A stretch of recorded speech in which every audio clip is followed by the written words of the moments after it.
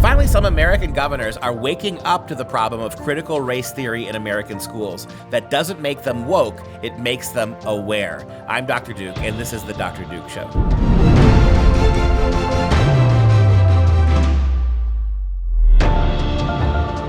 Hello, everyone, and welcome to the Dr. Duke Show, the only program that keeps you educated on the craziness impacting K-12 classrooms and college campuses around the world. Katie is on maternity leave, so you just get me today. But before we start, I want to ask everyone to please download our new FreedomProject Media app. We're producing 18 new shows a week, and we've got much more content on the way. It's absolutely free. Simply search Freedom Project Media in your app store, and make sure you allow us to notify you. Joined now by our international correspondent, Alex Newman. We're really happy to have Alex in studio here as part of the Freedom Project Media Complex. We're glad to have you in the building, Elvis. We have a great story today, and that story is, finally, it seems, that some red state governors are pushing back against critical race theory. The question is, we're going to have to get to, do they really have power over public education in this country to affect change? Talk about your story, Alex. Yeah, it is good to see that some of these states, some of these governors, some of these legislatures are finally waking up to the problem. But it's like showing up to a dam that's cracked and pouring water all over the place and flooding your whole village and saying, I'm going to stick my finger in the dam. It's too little too late. But it is good. I mean, it's a good thing that there's awareness now of this that's increasing. It's a good thing that the political pressure has grown so great that Republican governors feel like they have to address this. So, there's good and the bad, but for parents who think, oh, good, this means I can send my children back to public school, sorry, no such news. Well, give us the deets on this. Which governors are pushing back? What are they saying they're going to do? How's it being reacted to by the educrats in Washington and elsewhere? Yeah, well, Ron DeSantis, my governor, is the one who's really leading the charge. He was by far the boldest, and he was also one of the first to speak out. He said very clearly, he says, there's no room in our classrooms for things like critical race theory. Teaching kids to hate their country and to hate each other is not worth 1 red cent of taxpayer money. And that really is hitting the nail on the head. He's absolutely right. Unfortunately, is that going to trickle down to your local public school teacher? Is that going to trickle down to your local principal? The answer is probably not. And then we have a lot of legislators, too. We've got bills here in Oklahoma. One was introduced by Senator Shane Jett. And he said this is psychological abuse of children, to give you some perspective. In Iowa, they've got a bill. In West Virginia, they've got a bill. In Texas, they've got a bill.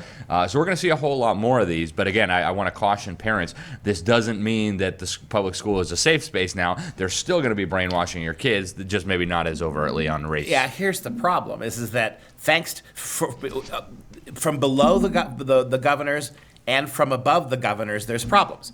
Most states have what they call local control, which you and I both know is a scam, right? Yep. It's the idea that when it suits liberals, local control, right? So a conservative government now can't tell most school boards, you have to get rid of that and do this. That's local control. When Common Core was forced on the states, nobody asked the local districts. They were forced to take it. Right, so you see how local control works. So now local control in places because here's the problem. Education at every level in this country is run by progressives. Yeah. At the lowest levels to the highest levels, to the way we're training simple teachers, to superintendents, to the state board people, to the federal people, to the Department of Education. It's all run by liberals, which means at every level, ideologically, they're pushing for this garbage.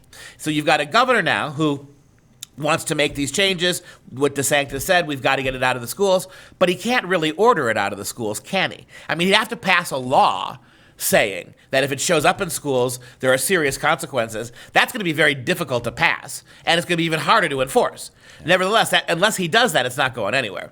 And meanwhile, then at the top level, the Fed level, Florida, you can bet your bottom dollar that under Biden, if laws like that are passed, federal funding will get cut for education.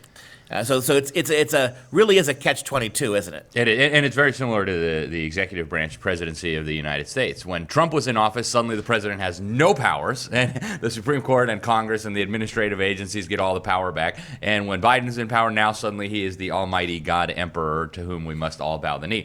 It really is crazy. But there are some of these bills that do have penalties, like what you mentioned. The bill in Oklahoma, for example, would fire any teachers who promote this hateful propaganda. Can you do that with union teachers? That's a good question. Yeah. But, I think increasingly the unions are in trouble. But you do make a good point, Duke, and you talked about this a little bit. I try to explain this to people. People say if we could just get rid of the teachers' unions, we'd be fine. If we could just get rid of the U.S. Department of Education, we'd be fine. The reality is the education establishment is like a hydra. You can cut off 3 or 4 tentacles at a time, and the monster will still be there to suck your blood out and destroy your children. And as nice as it would be to get this garbage out of the schools, it really is not going to solve the problem. No, it's not. And it's because I think, like I said, there is no balance in education. The theorists of education, the education professors who alone teach young people how to learn to teach, who alone accredit them. In other words, you better follow what they want.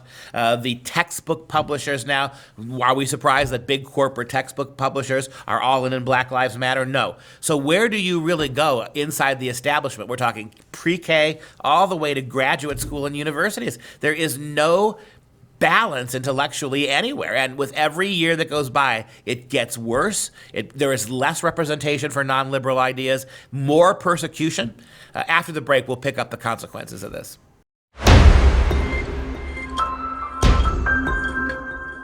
Back with Alex Newman and his really interesting article about some governors, some states trying to push back against critical race theory, which, and let's be very clear here, what critical race theory is doing as it sweeps pedagogy from kindergarten all the way through graduate programs in college. Our kids are being excluded. Starting this fall, it's going to be a non-stop banquet of critical race theory.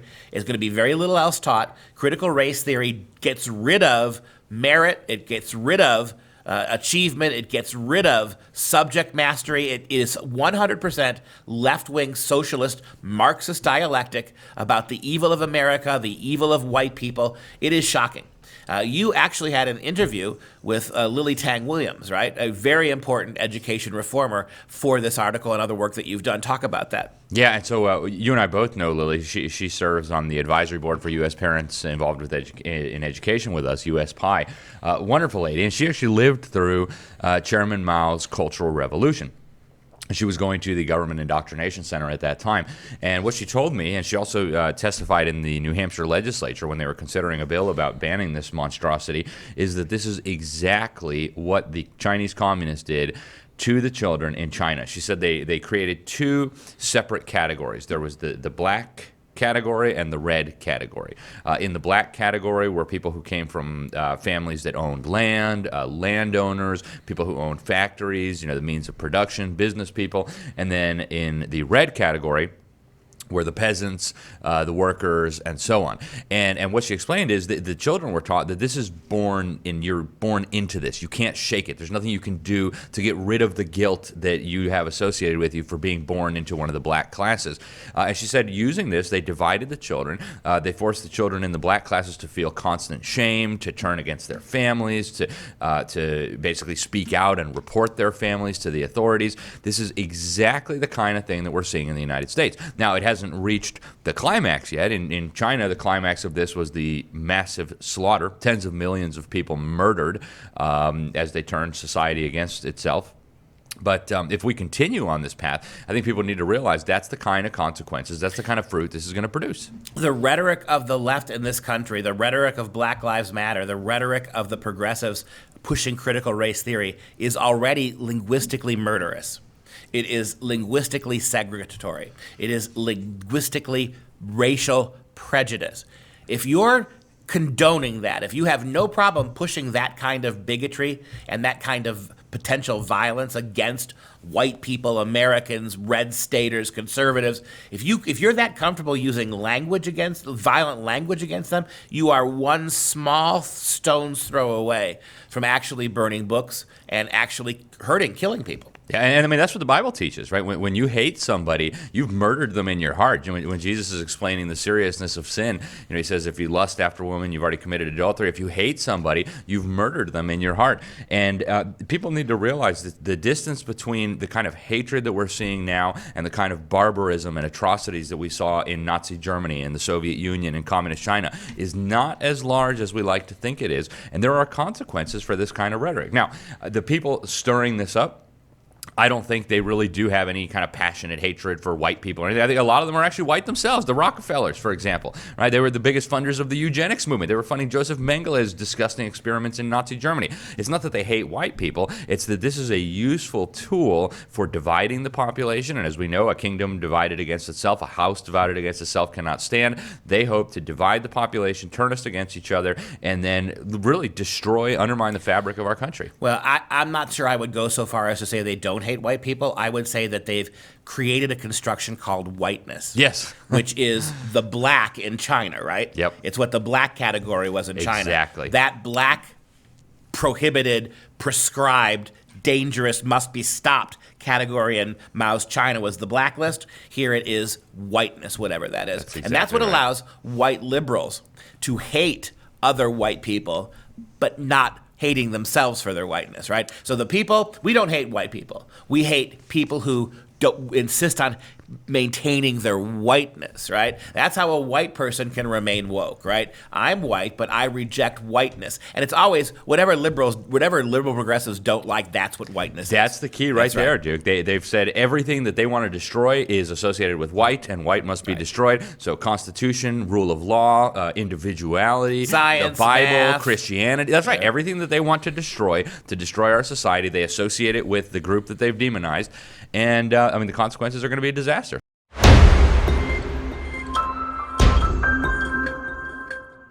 Joined now by Tina Griffin, the counterculture mom. Tina, so good to see you again. Thanks for being here. Hey, thanks a lot. One more target against our kids. So what could go wrong? Instagram is going to make a service for kids, as if there aren't enough opportunities for pedophiles to infiltrate and get naked pictures of kids. Here comes Instagram. Talk about the story. Absolutely. And you took the words right out of my mouth. The executives at Facebook, the owners of Instagram, have announced they are working on a kids version of Instagram that would target kids as young as 6 to 12 years old, all under the age of 13. And like you said, we need that. Facebook Messenger for kids, a popular texting app for kids between ages 6 and 12, already exists. They have somewhat safety parameters, but there's still a lot of issues with that. And it goes beyond just what they're going to see online. It's the addictive factor.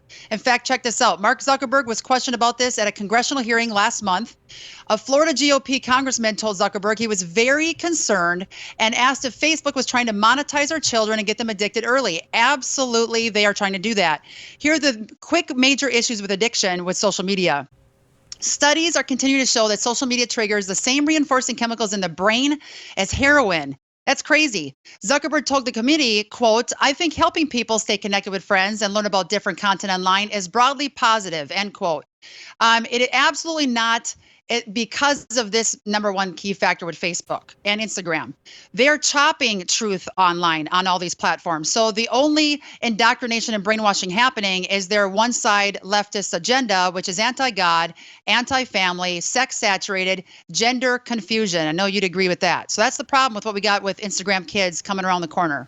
Yeah, I would ask you, and I'll ask you rhetorically anyway, what is the need for this? Why is this necessary? And you just nailed it. I mean, ultimately, this is about controlling kids. It's about getting in their heads. It's about creating narratives. It's about, and you tell me this isn't going to happen. These kids get on a Instagram for kids. What's the messaging going to be like? What's the commercial aspect of it going to be like? A lot of transgender, a lot of LGBTQ, a lot of Black Lives Matter, a lot of Planned Parenthood garbage, I guarantee you, is going to be pushed surreptitiously through this app. Again, tell moms tell moms how to avoid this.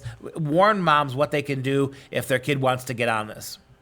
Absolutely. Well, I want to give a couple more quick tips that we just learned about with the negative consequences, but we have a lot of actual positive reinforcement of what we can do about this right after. When Facebook Messenger was released, the group Commercial Free Childhood sent a letter to Zuckerberg, signed by over a dozen organizations, asking him to discontinue the app because of the dangerous social media poses for kids. The letter mentioned social media used by teens is linked to higher rates of depression. 8th graders who use social media for 6 to 9 hours a week are 45% more likely to report that they're unhappy compared to their peers who don't use it. A study of girls between the ages of 10 to 12 found that the more they use social media networking sites, the more they idolize thinness, and have concerns about their bodies. 50% of adolescents say they feel addicted to their phones. So obviously we have an issue when kids are on social media for who they think they have to be because they compare themselves to others. They're on the phone and on tech gadgets instead of actually being with their families, with friends in person. And so I have really good suggestions. First and foremost, parents, you need to watch this free documentary. It's fantastic. Social Media Dangers documentary, Childhood 2.0. To get information about that, we have it on our Counterculture Mom app. I'll talk more about that later.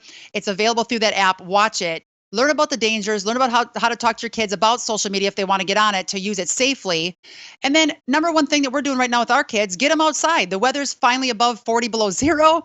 Get them off their phones, off their iPads, get them outside. We just bought a ton of toys. I had the kids go shopping with me last week after their homeschooling was over.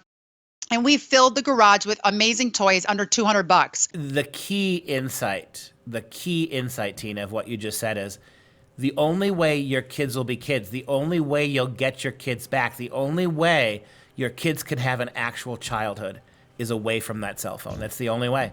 You will sacrifice them to it. They will become addicted to it. It will become mom and dad. It will become the source of their morality and the source of their politics. You either separate them from that phone or they're not children anymore. You absolutely nailed it. And for the people that still allow their kids to have some social media, we have a lot of tips and tools. If people text the word guide, GUIDE, to the number 55444, you will get a ton of parental free parenting tips, a lot of positive entertainment options for your kids, and what apps are safe on social media. We also have the Counterculture Mom app right there. Download it, get premium. We have a free 7-day trial for everybody. Nobody who signed up decides they don't want it. It's amazing. We pump out 30 alerts a week, if not more, on what's currently going on. So the power's back in your hands to know what you want on your kids' cell phones and what you want them to ingest. And we also have great parenting tips on how to get them involved with you, relationships closer once again, and become world changers for the Lord. So download that app, use it, and send in any dirt to us as well, and we'll report it.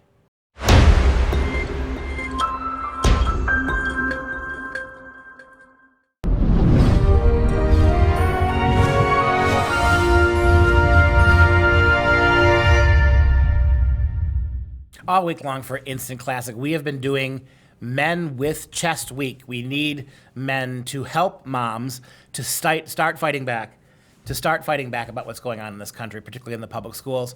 All of the sexualization, all of this bullying, all of this political intolerance. We have got to find a way to get parents and fathers in particular more involved. Dads, it is your job to protect your family.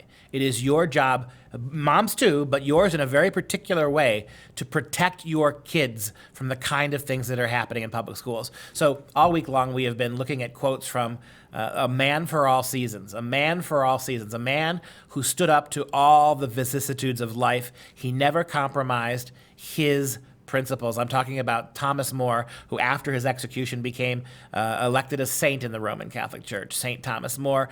He was a man who stood for what he believed to be true. He would not let pressure and money and even the thought of death stop him from standing up for those principles. He was willing to die for what he believed. In fact, in today's quote, we have a really neat quote from Thomas More about death. As the time went on and when More used all of his wits, used all of his invention to keep himself from actually saying something that was going to go against the law, he did a great job of arranging his life in ways, living innocently. And yet the powers that be, he was too important a man, Thomas More, not to get behind the king. And so the king made it either you get behind me or we're going to kill you. And that's what they did. But speaking to his wife, here's what Thomas More said about death. And maybe if more of us had this view, we would be more willing to act and protect our kids in the way we need to. More said to his wife, "Have patience, Margaret, and trouble not thyself. Death comes for all of us, even at our birth. Death does but stand a little aside. And every day he looks towards us and muses, somewhat to himself, whether that day or the next day he will draw nigh. It is the law of nature, and it is the will of God." If you can start there, if you can lose your fear of death, it is the law of nature, and it is the will of God. Don't see it as a negative. See it as a positive. You're not exiting this world to nothingness. you're exiting this world to a much greater status, an elevation of place and person. You're leaving to a better place. What can anybody do to you in this world? Ultimately, they can take that away from you. Protect your kids. Stand up and protect your kids. You're certainly not going to have to pay that kind of a price. No one's going to demand your life from pushing back at how the public schools are miseducating your kids, bullying them, and leading them down all sorts of dark alleyways. Stand up. You're not going to go to the block. You may endure a little discomfort. You may have to bite the bullet and find alternative ways to educate your kids, but that's a small thing, isn't it, compared to what happened to Thomas More. All right, just a quick reminder to please download our brand new Freedom Project Media app. You'll get access to 18 new shows a week, plus our entire library of content. Simply search for Freedom Project in your app store and make sure you allow notifications.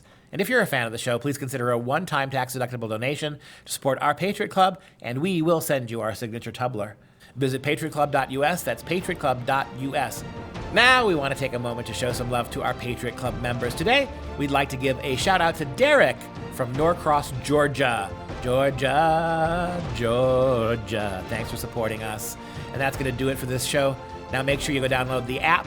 I'm Dr. Duke. Until next time, stay educated, my friends.